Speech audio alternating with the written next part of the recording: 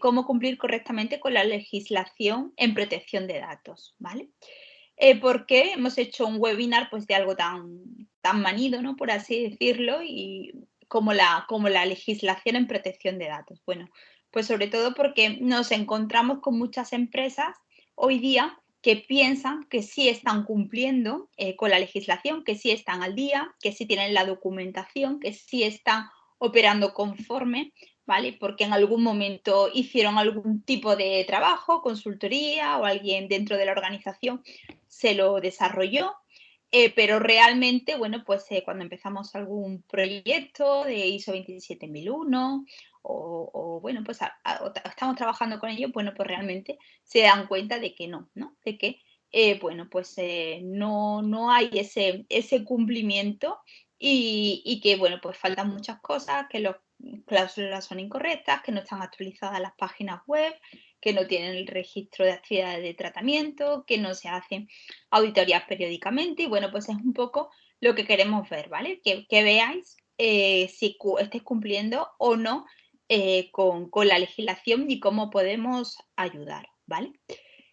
Em, bueno, también es verdad que recibimos muchas veces, ¿no? Pues cada vez más, porque la sociedad está muy concienciada con la protección de sus datos y en las empresas pues cada vez recibimos más, bueno, pues problemas, por así decirlo, por denuncias a la Agencia Española de Protección de Datos de terceros, pues por esta falta de cumplimiento. Entonces, bueno, pues no son las grandes noticias muchas veces que aparece que si multa a Facebook, ¿no? Que multa a las grandes compañías, ¿no? Pero en el día a día de las empresas, de las pymes, pues esto sigue ocurriendo, ¿vale? Bueno, creo que nos conocéis mucho, pero bienvenidos a los que se incorporan a esta sesión de webinars con nosotros y que que nos quieren conocer en el día de hoy. Bueno, pues nosotros somos una consultora que prestamos servicio en el ámbito de cumplimiento normativo, muy focalizado también pues a normativa y certificación tipo ISO, ¿no? Entonces, bueno, pues prestamos servicio en el ámbito de la ciberseguridad, compliance, responsabilidad social y sostenibilidad y también, bueno, pues con área de formación. Aquí, bueno, pues podéis ver algunos de nuestros servicios, pero si entráis en nuestra página web, bueno, pues podéis entrar y ver un poquito lo que hacemos, ¿no? Que nosotros, como decimos, hacemos casi de todo, ¿no? Entonces somos un equipo de más de 30 personas y os podemos asesorar en un 360 pues en diferentes servicios y normativas. Bueno, pues con perfiles de trabajo de equipo, pues un equipo estable, tanto de consultores como de directores de proyectos, y bueno, pues con sus consultores también que tienen experiencia como auditores para terceras entidades, ¿vale? Aquí, bueno, pues veis un poquito también nuestras ventajas competitivas, sobre todo, bueno, pues el nivel de satisfacción de nuestros clientes, nuestra experiencia en el mercado de más de 20 años y, bueno, pues la cantidad de clientes con los que trabajamos hoy día, caracterizándonos, bueno, por nuestra rapidez y eficiencia. También, bueno, aquí podéis ver nuestras acreditaciones, nuestras certificaciones, ¿vale? Estamos, por ejemplo, certificados en el Esquema Nacional de Seguridad en categoría alta, ¿vale? Pues vamos avanzando en nuestra sostenibilidad, bueno, pues haciendo nuestro cálculo y reduzco también en la huella de carbono. Y bueno, pues aquí también veis algunos de nuestros clientes, bueno, pues más llamativos, por así decirlo. Bueno, pues para que sepáis un poco cómo vamos a organizarnos, yo ya le voy a dar paso a mi compañero Antonio Nevado, que es consultor en seguridad de la información y en protección de datos, donde él nos va a contextualizar sobre la legislación a cumplir y cómo que tendríamos que hacerlo. Y al final, ¿vale? De 11:50 a 12, vamos a reservar pues un espacio para resolver vuestras dudas y preguntas. También deciros que a partir de mañana vais a poder tener la grabación en nuestro canal de YouTube, ¿vale? Por eso el webinar, ¿vale? Va a ser grabado, ¿vale? Podéis buscarnos como Grupo Igertech y podréis ver el vídeo por si lo queréis compartir o repasar alguna cuestión, y también podéis ver otro webinar que hemos ido dictando, ¿vale? Como he dicho las normas, bueno, pues he dicho que eso, que el webinar será grabado, que habrá un turno de preguntas. Entonces, vosotros si tenéis alguna duda en cualquier momento, las escribís en el chat y al final pues las vamos agrupando por temáticas y se van contestando en la medida que se pueda, ¿vale? Espero que haya muchas preguntas.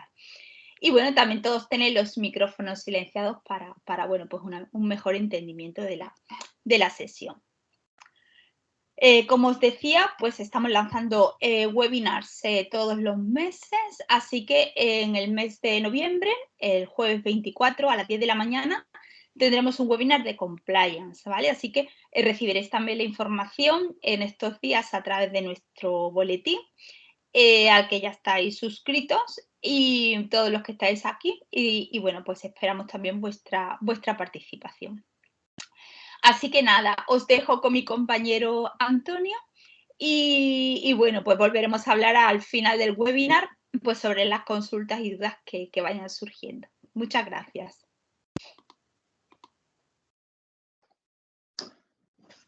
Hola, buenos días a todos. Soy Antonio, voy a ser quien vaya a impartir el webinar este. Permitidme un momentito que comparta la pantalla. Vale, y así lo vamos viendo.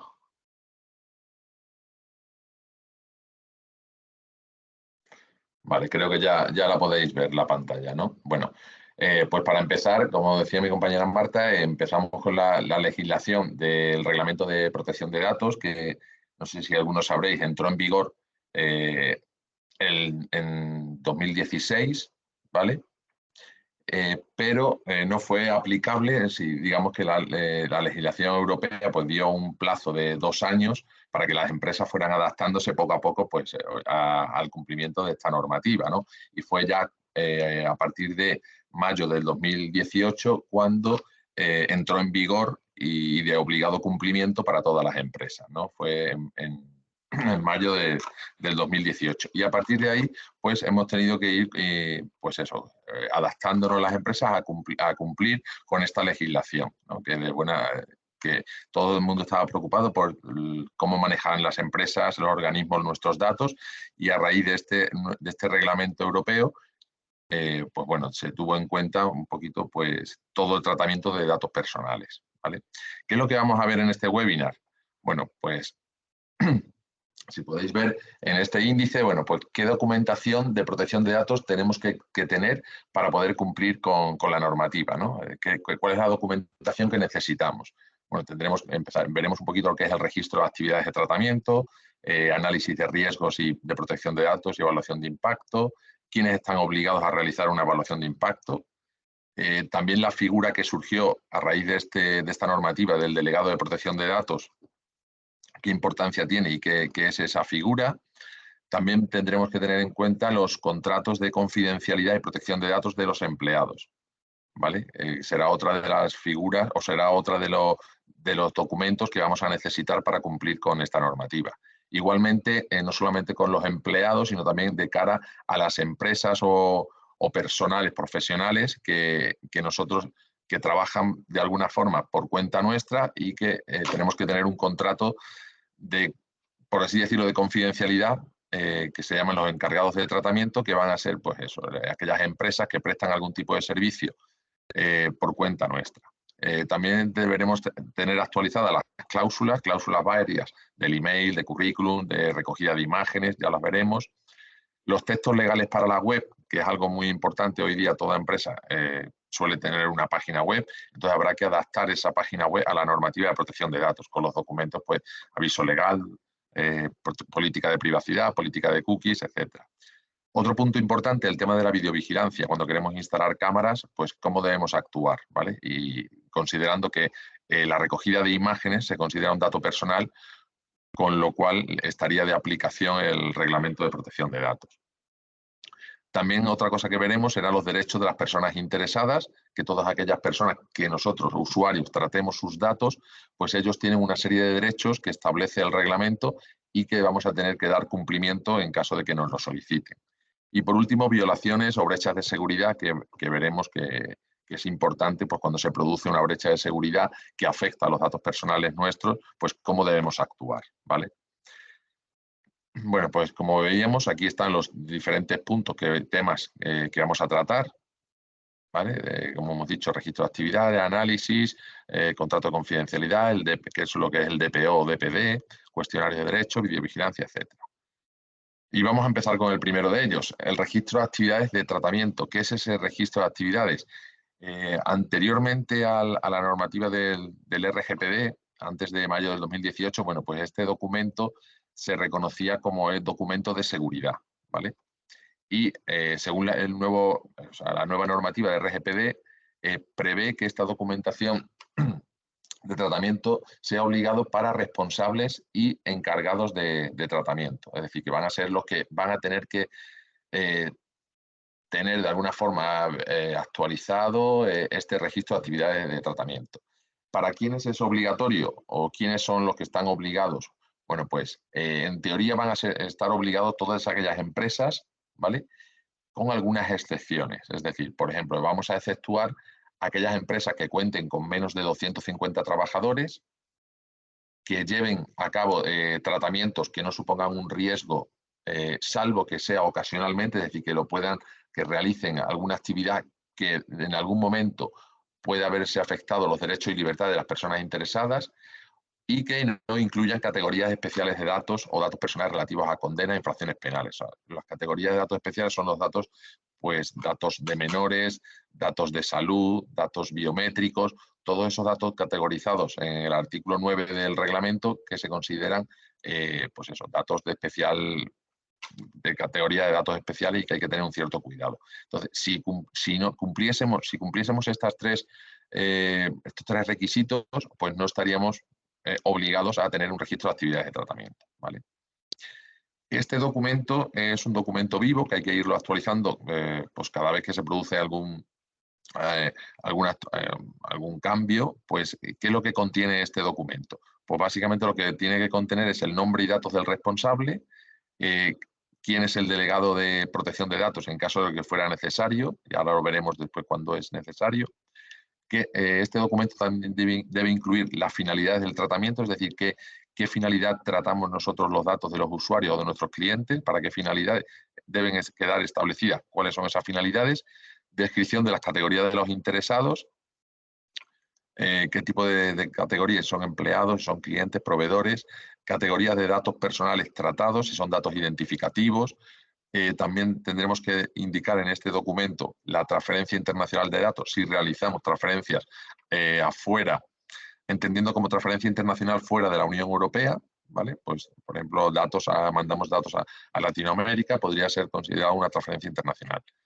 También debemos incluir en este documento cuáles son los plazos previstos para borrar los datos, es decir, el plazo de conservación de estos datos. ¿Cuánto tiempo vamos a conservar los datos de nuestros usuarios? ¿Por cuánto tiempo? ¿Vale? Y por último, debe incluir en este documento también cuáles son las medidas técnicas y organizativas que vamos a llevar, que vamos a realizar o tener en cuenta a la hora de proteger y securizar esos datos de nuestros clientes, usuarios, proveedores, etc. ¿Vale? Esto es con respecto al registro de actividad de tratamiento, que es un registro que, como digo, es un registro vivo. Es decir, pues nosotros podemos ir cambiando, pues vamos a tratar datos de otro tipo, vamos a añadir una nueva finalidad, ¿vale? Cambiamos las medidas técnicas, todo esto tiene que estar actualizado, ¿vale? Y esto más o menos es lo que quedaría, lo que es el registro de actividades de tratamiento. Otro punto importante también dentro de esta normativa es el análisis de riesgo de protección de datos, ¿vale? Es una de las principales obligaciones que que va a llevar a cabo el reglamento, el RGPD, de cara a realizar cualquier tratamiento de datos personales, ¿vale? Entonces, tanto el responsable como el encargado van a ser los encargados, por así decirlo, de aplicar las medidas técnicas y organizativas adecuadas a cada riesgo que hagamos con cada tratamiento. Decía, tenemos un tratamiento de datos de usuarios, por ejemplo, de las nóminas de nuestros empleados. Pues debemos tener o aplicar medidas para securizar, y tendremos que aplicar ver qué tratamiento estamos realizando y a ese tratamiento ver qué posibles riesgos podemos tener, simplemente por el hecho de tratar ese tipo de datos, ¿vale? Pues tendremos riesgo y tenemos que evaluar cada riesgo asociado a cada tratamiento. Si hacemos varios tratamientos de clientes, usuarios, currículum, ¿vale? Pues todos esos tratamientos debemos especificar cuáles son los posibles riesgos, ¿vale? Que vamos a tener, y luego debemos aplicar, una vez que conocemos los riesgos, pues aplicaremos las medidas técnicas y organizativas necesarias para reducir, mitigar o eliminar ese riesgo en tanto que sea posible, ¿vale? Pasamos al siguiente punto, que es la evaluación de impacto. Bueno, hay 3 supuestos que se consideran que los riesgos o que los tratamientos conllevan un alto riesgo. Es decir, ¿cuándo vamos a hacer una evaluación de impacto? Cuando tengamos un alto riesgo o hayamos definido un alto riesgo. Dentro de ese alto riesgo, ¿cómo puede ser? ¿Qué es un alto riesgo? Bueno, pues puede ser considerado elaboración de perfiles sobre la cual se toman decisiones, ¿vale? Es decir, hacer una decisión de forma automatizada para elaboración de perfiles. Y en función de eso, por ejemplo, se utiliza mucho en segmentación para publicidad, para establecer, oye, pues vamos a hacer un estudio de publicidad para dirigirnos a un perfil de personas, de varón, de tal edad, de tal zona geográfica. Entonces, todas esas decisiones que se toman en función de un perfil se consideran que conllevan un alto riesgo, entonces con lo cual deberíamos o estaríamos obligados a realizar una evaluación de impacto. De igual forma, también otro punto que es obligatorio realizar una evaluación de impacto es cuando hagamos tratamientos a gran escala, que ahora veremos qué significa eso de gran escala, de datos sensibles. Los datos sensibles o datos de categorías especiales, por ejemplo, datos de salud, datos de menores, datos de penales, todo eso se consideran dentro de ese punto 9 del RGPD datos sensibles o categorías especiales y sería necesario tener una evaluación de impacto. También otro punto que estamos obligados a considerar o tener una evaluación de impacto es la observación sistemática a gran escala, que ahora comentaremos, de una zona de acceso público. Y un ejemplo claro de esto es la vigilancia en zonas públicas. La existencia de cámaras de vigilancia en las zonas públicas a aquellas empresas que realicen este tipo de actividad necesitan tener una evaluación de impacto, ¿vale? Un análisis de evaluación de impacto. Y hablando de gran escala que hemos comentado aquí, ¿qué significa esto de gran escala? Bueno, pues en el reglamento que salió en mayo de 2019 comentaban esto así tal cual, considerando a gran escala, pero nadie sabía decirnos de una forma más concreta, oye, ¿qué significa gran escala? Bueno, pues a raíz de eso, después en diciembre de ese mismo año, del 2018, en la adaptación del reglamento a la normativa española, pues se intentó especificar un poquito más qué significaba esto de gran escala, ¿vale? Entonces, gran escala iba a venir determinada por una serie de criterios que eran, por ejemplo, el número de interesados afectados, es decir, cuántos afectados están, ya sea en términos bien absolutos o como proporción de una determinada población. Es decir, si tratamos datos de interesados en una población que sea el 10% de la población, pues eso a lo mejor ya lo consideramos gran escala, ¿vale? También va a depender un poco del volumen y la variedad de datos tratados. Es decir, mayor cantidad de datos podría ser otro criterio a considerar. La variedad de los datos tratados, qué tipo de datos son, si son datos solamente identificativos o son datos que ya conllevan un cierto riesgo porque son de alguna categoría especial, datos de salud, datos de menores en colegios o los de salud, por ejemplo, en clínicas, hospitales, centros médicos, ¿vale? Pues ese volumen y esa variedad es otro criterio que nos va a permitir determinar si es gran escala o no.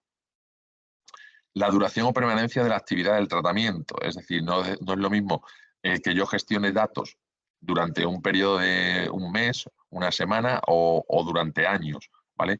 Pues esa duración de la conservación de esos datos va a ser otro factor que podemos considerar si es cuanto más grande, pues posiblemente sea a gran escala. La extensión geográfica también es otro punto a considerar, es decir, no es lo mismo tratar datos de usuarios de una zona local o tratar datos a nivel regional o nacional o ya incluso internacional, ¿no? De tal manera que conforme vayamos ampliando en el campo geográfico, en el ámbito geográfico, pues es más posible que consideremos ese tratamiento como gran escala, ¿vale? Entonces sí que estaríamos ya obligados a realizar una evaluación de impacto. Bueno, junto a esos 3 requisitos que hemos puesto en las anteriores diapositivas, el RGPD sí que hay algo que obliga a todas las autoridades de protección de datos a confeccionar listas adicionales de tratamiento que requieren evaluación de impacto. Es decir, el RGPD obliga a las autoridades de control de cada país europeo a que redacte una lista de tratamientos que sí son necesarios de evaluación de impacto. De tal manera que si nosotros realizamos algún tratamiento de ese tipo, pues simplemente con mirarnos, en nuestro caso, entrar en la Agencia Española de Protección de Datos, consultar esta lista y ver que si el tratamiento que estamos realizando se encuentra dentro de esa lista, ya nos da una pista de decir, oye, vosotros estáis obligados a realizar una evaluación de impacto, ¿vale? Sí que es verdad que estos listados, ya sean, no excluye que los responsables tengan que hacer un análisis de riesgo correspondiente, es decir, yo tengo determinados tratamientos que realizo, hago el análisis de riesgos y veo que hay un riesgo, que me sale un tratamiento que tiene un riesgo alto, ¿vale? Pues en ese caso, por ser un tratamiento de riesgo alto, ya tengo, o que afecte a los derechos y libertades de las personas, de los usuarios, pues ya estoy obligado a tener en cuenta o realizar una evaluación de impacto, ¿vale? Aunque el tratamiento que yo realice no se encuentre en alguna de estas listas que tiene compartida la agencia en su página web, ¿vale? O sea, de tal manera que es una forma proactiva, es decir, yo realizo un análisis de riesgo y veo que tengo un tratamiento de riesgo alto, pues tengo que hacer una evaluación de impacto, ¿vale?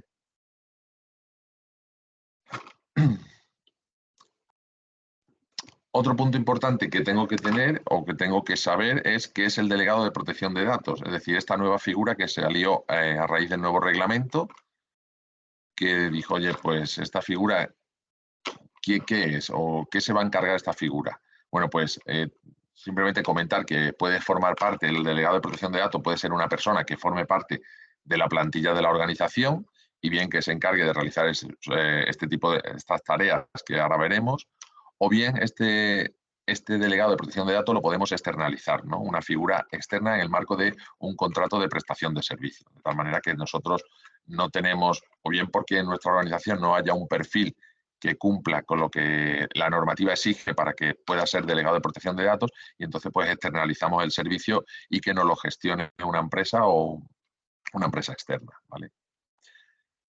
¿Cuándo hay que designar un delegado de protección de datos? Vale, pues en el caso es obligatorio tener delegado de protección de datos o tenerlo designado cuando el tratamiento lo realice una autoridad u organismo público. Es decir, todos los organismos públicos, salvo juzgados y tribunales, están obligados a tener un delegado de protección de datos, ¿vale? A tener designado un colegio público, un colegio, un colegio, un hospital, cualquier organismo que sea público, la Hacienda mismo, el ayuntamiento, todo ese tipo de organismos están obligados, salvo los juzgados y tribunales, porque están exentos de aplicación del reglamento, ¿vale? Juzgados y tribunales, dentro de sus competencias, pues veremos que no sería necesario. Otro punto importante, aparte de todo lo que son los organismos públicos obligados a tener un delegado de protección de datos, es cuando el tratamiento requiera una observación habitual y sistemática de interesados a gran escala, ¿vale? Es decir, cuando necesitemos, cuando realizamos, por ejemplo, con cámaras de seguridad, una observación habitual y sistemática de forma habitual de interesados a gran escala. Gran escala teniendo en cuenta la definición o los criterios que hayamos dicho en la diapositiva anterior. Y también estaríamos obligados a tener un delegado de protección de datos si tratamos, pues esos datos de categorías especiales, como pueden ser datos sanitarios, datos de menores, datos de penales, datos de ideologías políticas, religiosas, de orientación sexual. Todo ese tipo de categorías de datos son considerados categorías especiales de nivel alto y es obligatorio tener designado un delegado de protección de datos. Esto ha cambiado un poquito últimamente porque ha salido una nueva normativa, un anteproyecto de ley que está todavía está a punto de aprobarse, en la que nos establece que ya es obligatorio para todas aquellas empresas que tengan más de 50 empleados, ¿vale? En ese caso, ya sería obligatorio tener un delegado de protección de datos, ¿vale? Entonces, una vez que tenemos que si sabemos si tenemos que estar obligados o no, bueno, vamos a ver un poco cuáles son las funciones que realiza esta figura, ¿no? El delegado de protección de datos. Y dentro de las principales funciones que realiza el delegado de protección de datos es informar y asesorar al responsable o encargado de tratamiento en cuestiones relativas a protección de datos. Es decir, pues oye, voy a instalar unas cámaras de videovigilancia en mi empresa para el control de seguridad. Vale, pues es obligación, el delegado pues, puede asesorarle al responsable, oye, pues tienes que poner carteles en las zonas de entrada, ¿vale? A las zonas videovigiladas. Pues eso sería función. Supervisar que efectivamente se cumpla la normativa, es decir, que el delegado va a ser un poco por así decirlo, el policía, ¿vale? De tal manera que supervisa que la normativa se está cumpliendo dentro de la empresa.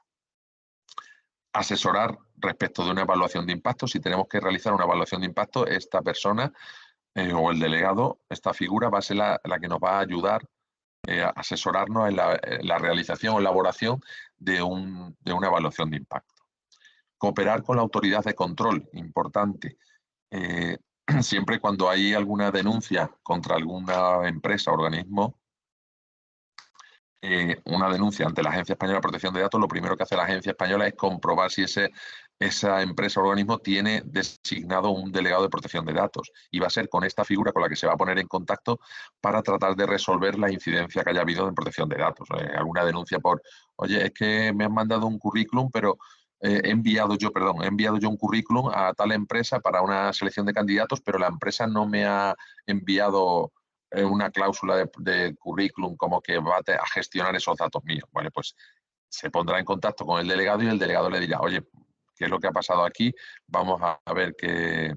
¿Vale? Va a ser un poco la figura intermediaria entre, en este caso, la autoridad de control, que sería la Agencia Española, y la empresa o el organismo correspondiente.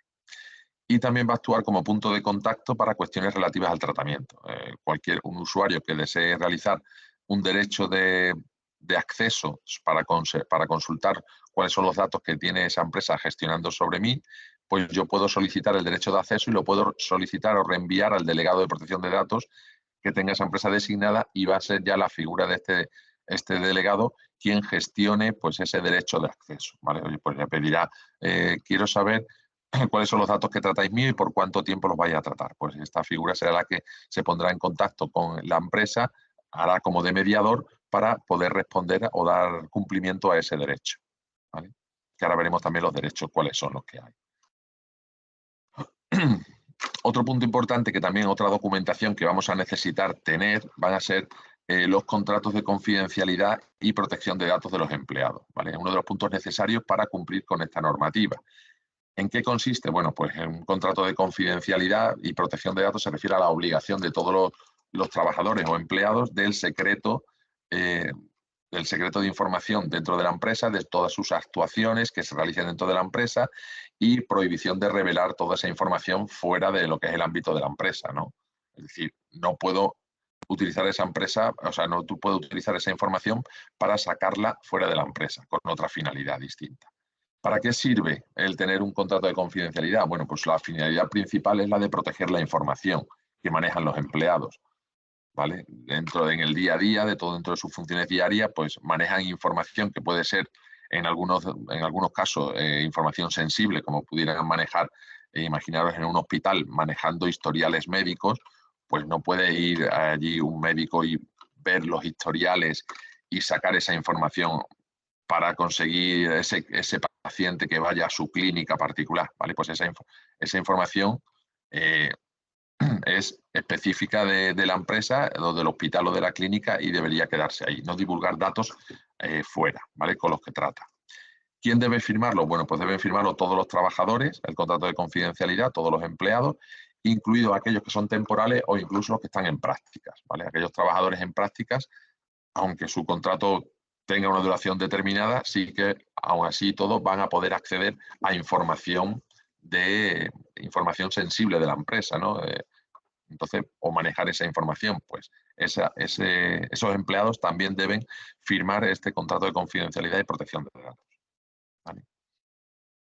Y al igual que pasa con los contratos de confidencialidad y protección de datos para con los empleados, también lo vamos a necesitar para con las empresas que nos prestan servicio y que de alguna forma acceden a nuestros datos en esa prestación de servicio que hacen por cuenta nuestra. Y esos son los contratos de encargados de tratamiento, ¿vale? Es decir, son aquellos contratos, es un documento o acto jurídico que va a vincular de alguna forma al responsable o encargado de tratamiento con aquellas empresas que prestan ese servicio para el encargado o el responsable, ¿vale? En relación al tratamiento de los datos personales. Por ejemplo, yo tengo una empresa y la asesoría que me gestiona pues la parte laboral de nóminas de mis empleados, pues yo le estoy facilitando, tengo un contrato, ya no solo el de prestación de servicios, sino el propio contrato de encargado de tratamiento en el que en ese contrato se estipula, pues ahora lo veremos, la relación que existe entre la empresa y la asesoría, porque el hecho de que yo le paso datos a la asesoría para que gestione las nóminas de mis empleados y le paso datos pues de nombre, apellidos, el DNI, la domiciliación, cuentas bancarias de los empleados para hacer las nóminas. Entonces esa información que yo le paso a la asesoría debe quedar reflejada en un contrato o acto jurídico, ya no solo la propia prestación de servicio de lo que me vaya a hacer a mí como empresa esa asesoría, sino que también tiene que tener en cuenta que yo le voy a facilitar datos de mis empleados para esa finalidad y solamente para la finalidad de gestionarme las nóminas, gestionarme la facturación, etc.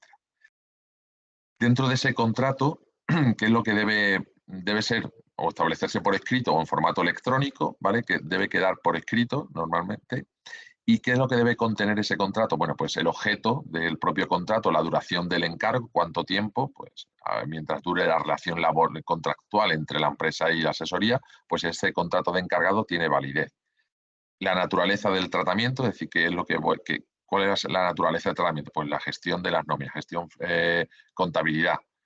¿Qué tipo de datos personales va a manejar? Pues si son datos identificativos, son datos bancarios, son datos sensibles, ¿vale? Categorías de esos interesados, pues son la categoría, pues son empleados, son clientes, son proveedores. Obligaciones y derechos del responsable, bueno, del responsable y del encargado, es decir, estipula en ese mismo contrato a obligaciones y derechos de ambos, ¿no? Tanto del responsable en el hecho de cederle los datos a la asesoría, como en la asesoría a la hora de recibir esos datos, ¿no? ¿Cuáles son las obligaciones que va a necesitar cumplir? Una previsión de que las personas que trabajan para esa asesoría es garantizar que las personas que trabajan para la asesoría, pues que cumplan, mantengan la confidencialidad, ¿no? Es decir, que yo como asesoría garantizo que mis empleados que van a tratar los datos tuyos, pues se comprometen a mantener la confidencialidad de esos datos, ¿vale? También otra de las obligaciones, o bueno, asistencia del encargado de esa asesoría al responsable para atender solicitudes de ejercicio de derecho. Puede ser que tengamos algún caso de algún usuario que solicita un derecho de acceso a la empresa y la empresa, para poder responderle a ese derecho, necesita ayuda de ese encargado de tratamiento, que pueda ser la asesoría. Entonces, es obligación de la asesoría asistir en este caso, al responsable, a la empresa, para poder dar cumplimiento a ese derecho, ¿vale? Y por último, es obligación también, debe quedar reflejado en este contrato que la supresión o devolución de los datos al finalizar el encargo. Es decir, una vez que yo ya pues quiera dejar de trabajar con esa asesoría, pues es obligación de la asesoría o bien devolverme los datos que yo le facilité en su inicio, o bien destruirlos, ¿vale? Destruir esos datos.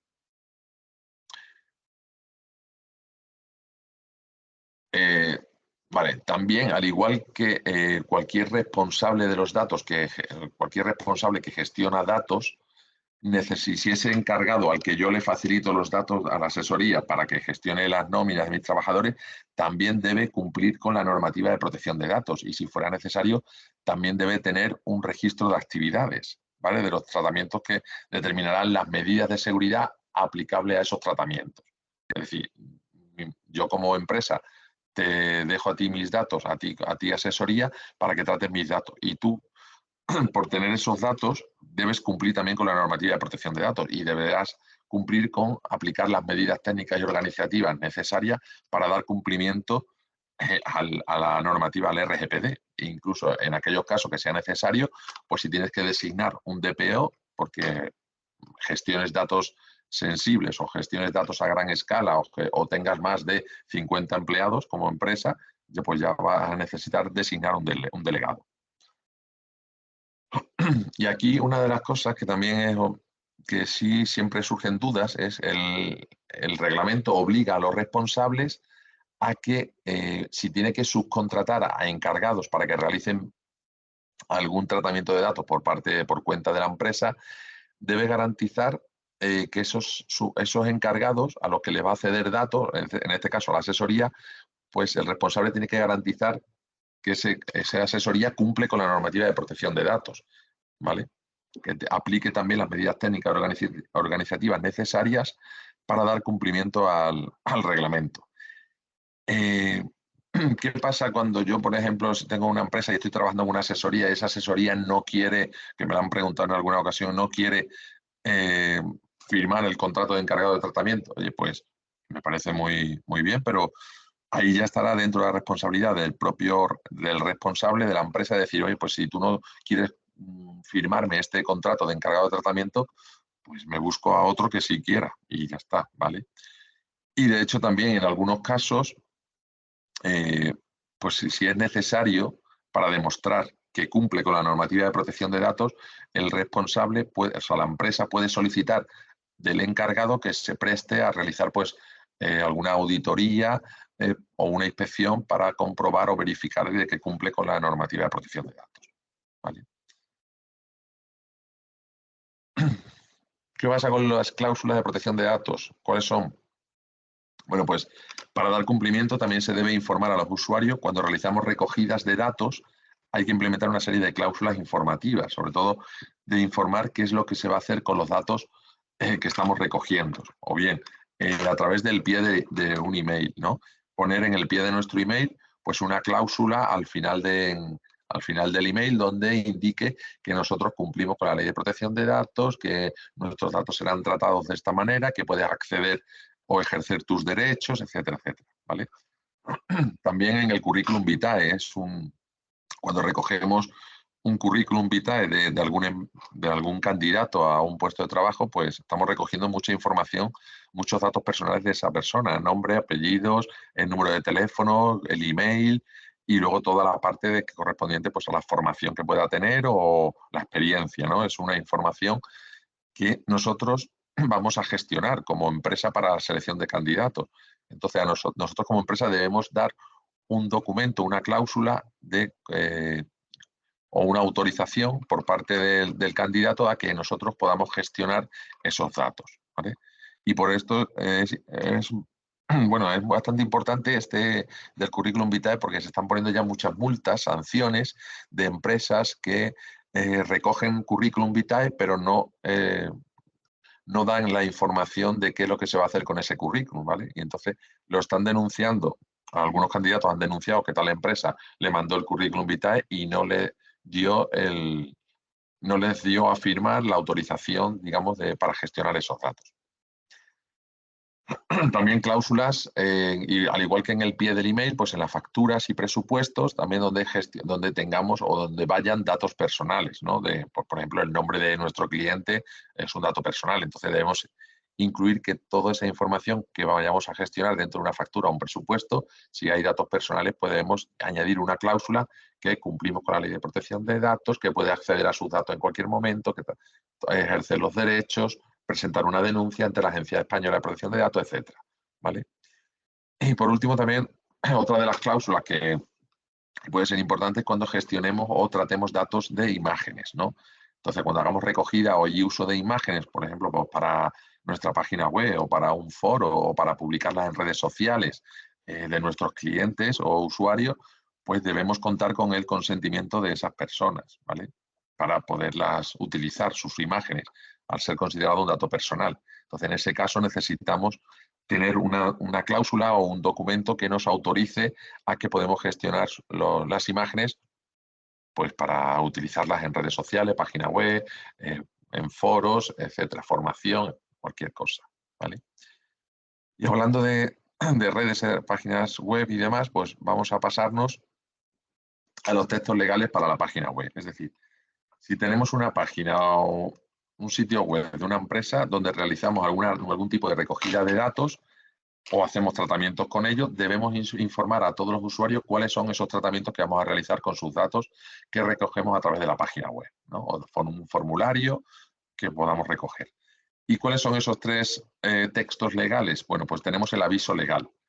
El aviso legal, que según la Ley de Sociedades del Servicio de la Información, pues indica que es obligatorio tener el aviso legal en una página web si en nuestra web es corporativa, es decir, es una web de empresa o es una web de un profesional, por ejemplo, un despacho de abogados.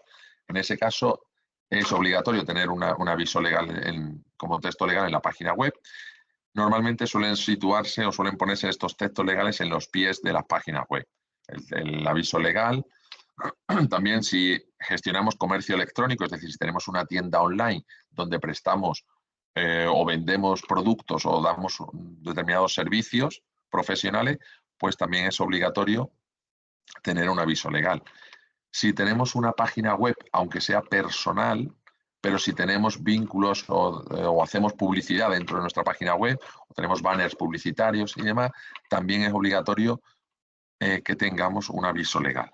¿Vale? Dentro del aviso legal, pues bueno, habrá una información de quién es el responsable, cuáles son su CIF, su dirección, una parte de una toma, o sea, un punto de contacto, etcétera. Política de privacidad. Bueno, pues la política de privacidad es un texto que va a ser obligatorio, que la principal función es dar a conocer qué es lo que vamos a hacer con esa información que hemos recogido, por ejemplo, en un formulario en la página web. Un formulario que nos ha rellenado un usuario, pues debemos informar de qué es lo que vamos a hacer con esa información que nos da. Su nombre, apellido, su número de teléfono, su email, cualquier información que nos preste.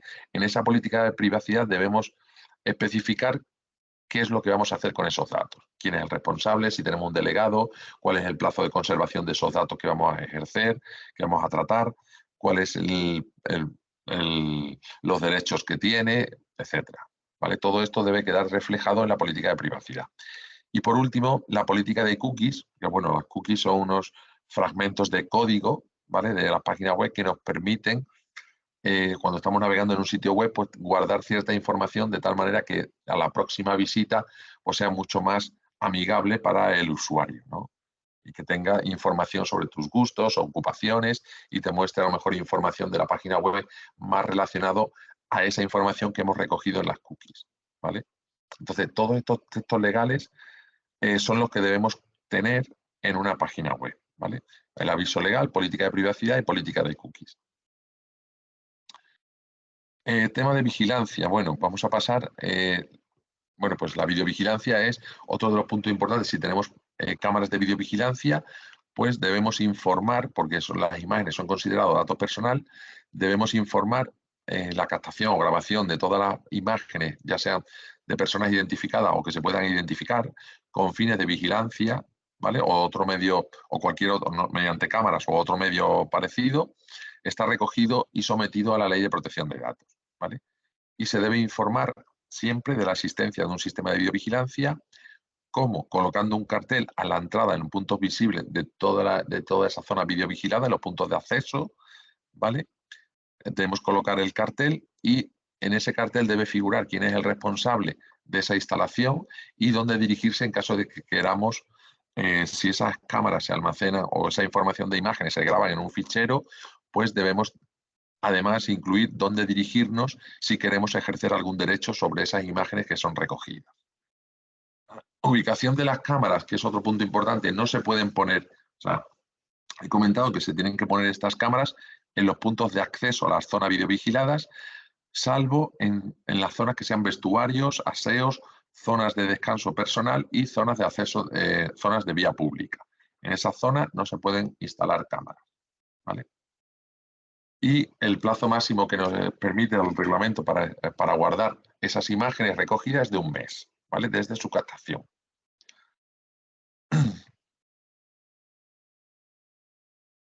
Vale, nos vamos a derechos de las personas interesadas, es decir, cuáles son los derechos si yo como usuario quiero acceder o tienen mis datos una página web y quiero ejercer un derecho de acceso, de rectificación, de supresión o olvido, tema limitación, portabilidad y oposición, cualquiera de estos derechos puedo ejercerlo yo como usuario a aquella empresa o organismo que esté tratando datos míos. Entonces, la responsabilidad aquí por parte de la empresa es tener procedimientos visibles, accesibles y sencillos para poder un usuario ejercer cualquier derecho, que pueda pues, tener un protocolo de, oye, pues para ejercer el derecho manda un email a esta dirección, ¿vale? Un procedimiento que sea visible, accesible y sencillo. Previamente debemos identificar al interesado, es decir, yo no puedo ejercer el derecho en nombre de otra persona, tengo que ser yo o tiene que la empresa garantizar que la persona que está ejerciendo el derecho es quien dice ser. ¿Cómo lo podemos hacer? Pues, por ejemplo, a través de identificar a esa persona mediante pedirle una fotocopia del DNI, por ejemplo. También en caso de que manejamos mucha información de ese usuario, pues a la hora de ejercer algún derecho nos debe especificar el usuario, especificarnos qué es lo que quiere exactamente. Es decir, nosotros tratamos muchos datos tuyos, pero ¿qué es lo que quieres tú saber? Pues quiero saber cuáles son mis datos que tratáis, o quiero saber cuál es el plazo que vais a conservar mis datos, o quiero saber a quién le estáis cediendo mis datos, a qué empresa o encargados de tratamiento le cedéis mis datos. Entonces, en esos casos, pues claro, hay mucha información. Yo necesito como empresa que gestiono o que trato esos datos saber para poder responderle al interesado sobre qué información concreta quiere, ¿vale? El ejercer los derechos es algo gratuito, es decir, cualquier usuario puede ejercer sus derechos de forma gratuita a la empresa, pues para saber lo que he dicho, cuáles son los datos que está tratando mío. Le debe facilitar esa información y de forma gratuita. Y luego también cumplir una serie de plazos, es decir, yo puedo solicitar un derecho y desde que presento la solicitud de derecho hay un plazo de 1 mes para responder a ese derecho, ¿vale? En ese derecho no hace falta que respondamos al momento, pero sí tomarle nota y, oye, estudiamos tu derecho eh, y te respondemos en un plazo máximo de 1 mes.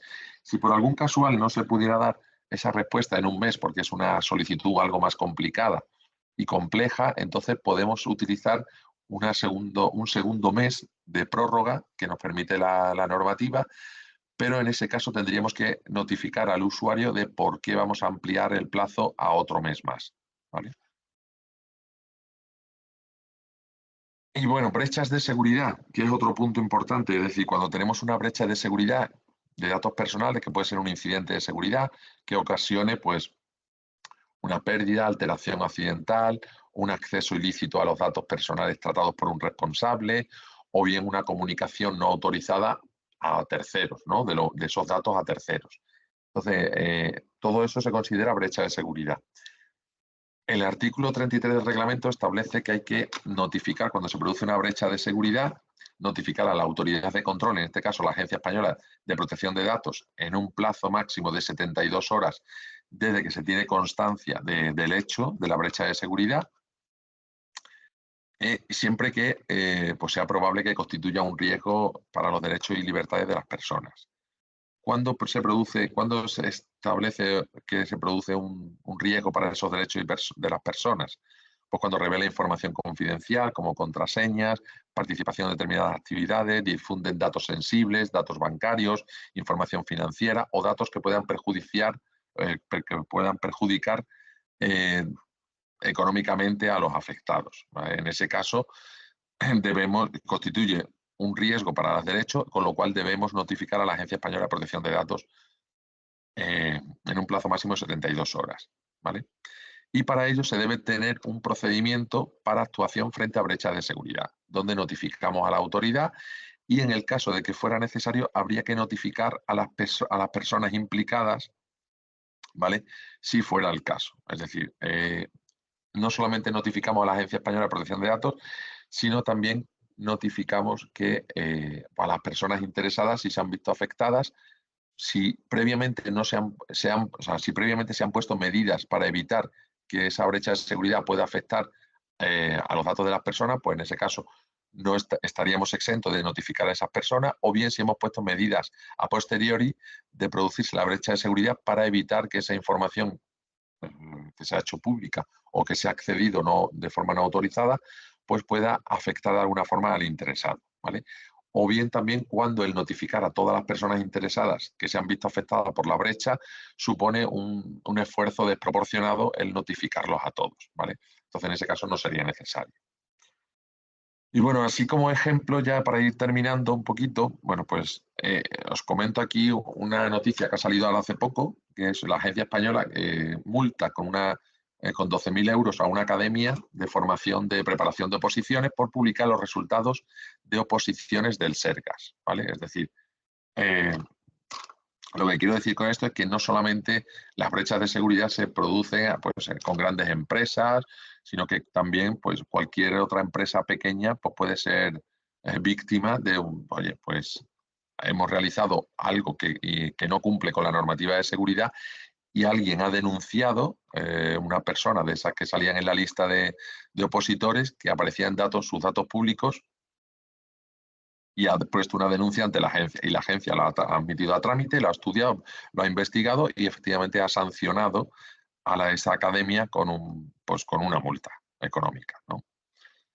Y bueno, esto lo podéis comprobar que ha sido una noticia muy reciente, que era una academia que por facilitar a los usuarios el poder saber quiénes habían aprobado el examen de oposición, pues ha publicado esa lista con los aprobados, con nombre y apellidos de las personas. Entonces, claro, porque justificaban de que esa información había sido accedida a través de unos listados que se habían publicado en Internet, etcétera. Pero bueno, hay que tener en cuenta que no siempre toda la información que sale en Internet se considera pública y puede ser utilizada. Entonces, en este caso, la agencia pues, estudió y bueno, pues sancionó en ese sentido.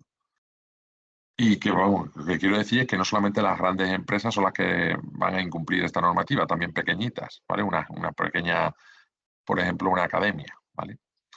Y bueno, y con esto hemos terminado. Espero no haberos dormido mucho y agradeceros bueno, la asistencia a la charla, ¿vale? Estamos ahora vamos a hacer, Marta, una rondita de preguntas. Si hay alguna pregunta que...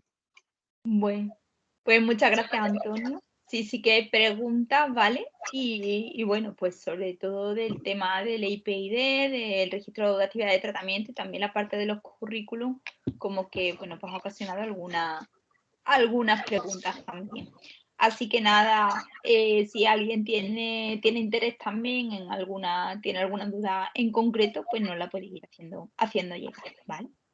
Bueno, muchas gracias, ha sido muy aclaratorio, la verdad, todo. Vamos a ir preguntando.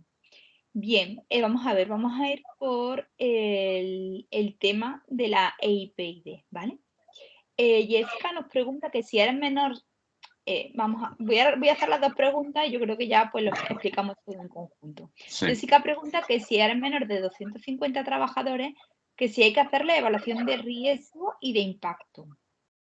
Y Teresa, bueno, preguntaba por el enlace a la web donde está el listado para saber si tenemos que hacer o no la evaluación de impacto. Vale. Respondo a la del enlace, que me parece más sencilla. Eso está en la página web de la Agencia Española de Protección de Datos. Hay un listado.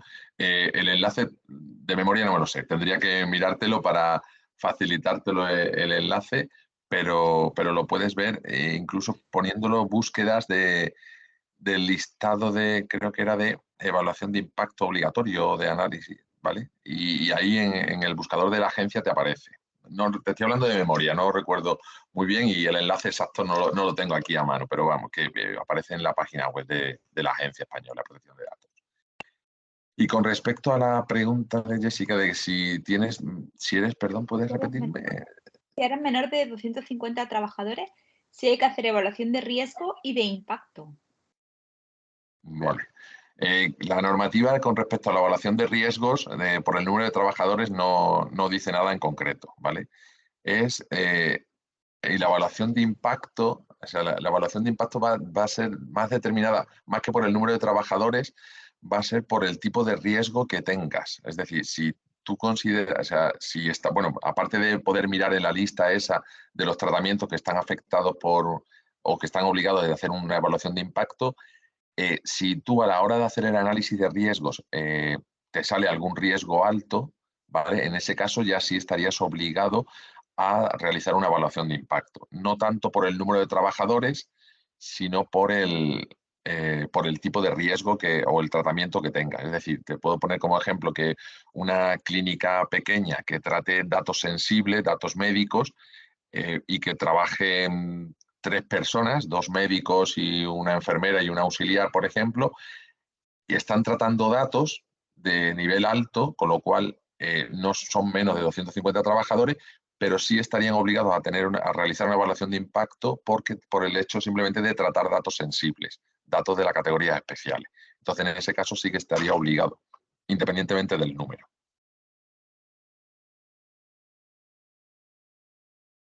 No te oigo, Marta, tienes el micro tapado. Que lo he dejado así porque había un poco de ruido. Bien, José Flores pregunta que si el registro de datos de riesgo se puede considerar los datos de los trabajadores que tienen embargos de nóminas. El registro de datos de riesgos. Si se pueden considerar en... No se habla de, pues, de datos, o sea, si tenemos datos de trabajadores, o sea, información de trabajadores que tienen embargos en su nómina. Vale, vamos a ver. El registro de datos de riesgo se puede considerar los datos de los trabajadores que tienen embargos de nóminas. El registro de datos de riesgo. No lo veo yo, es que no sé si está como bien la Sí, formulación, extraña. claro. Bueno, si nos lo puede aclarar un poco lo que quiere comentar, si sigue ahí José, pues pasamos a la siguiente y que nos lo aclare, ¿vale? Bueno, Vale. mira, de currículum, vamos a ver un par de currículum. Teresa pregunta que si entregan la cláusula al recibir el currículum, pero no la devuelven firmada, ¿no se puede hacer uso de ese currículum? No. Debemos tener la autorización de la persona firmada.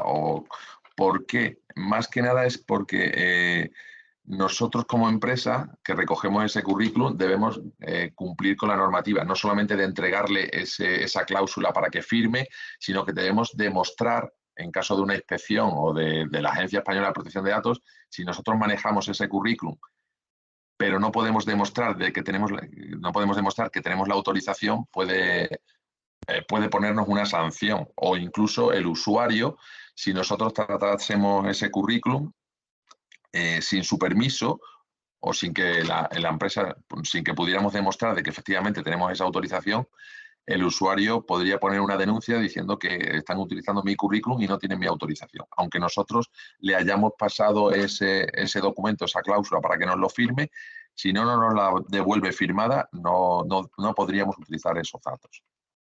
Perfecto. Y dice que si el currículum lo hemos obtenido a través de una plataforma, por ejemplo, pues a través de LinkedIn, que sí se entiende que esa persona ya ha dado un consentimiento. A ver, la persona, o sea, el tener nosotros nuestro currículum en LinkedIn y que una empresa acceda a ese currículum por parte nuestra, o sea, por parte de a través de LinkedIn acceda y pueda utilizar ese currículum, no necesariamente, es decir, el que yo tenga publicado mi currículum en LinkedIn no da derecho a que puedas utilizarlo cuando quieras. Es decir, tú puedes ponerte en contacto con el usuario y aunque tú puedas disponer o puedes acceder al currículum a través de LinkedIn, necesitas la autorización para poder utilizar ese currículum. Normalmente esto, si ocurre, suelen las empresas por ejemplo, de recursos humanos, de consultoría de recursos humanos, cuando acceden a estos currículum a través de LinkedIn y se ponen en contacto con el usuario, siempre después suelen preguntar, oye, pues mándame tu currículum actualizado, y ahí en en ese momento de ese intercambio de emails es donde solicitan la autorización, ¿vale? Pero si no la tenemos, el hecho de estar publicada en LinkedIn no te da derecho a usarla, ¿vale? Esa información. Perfecto. Luego, otra pregunta de Jessica sobre el tema de las cámaras de seguridad. Dice que Sí.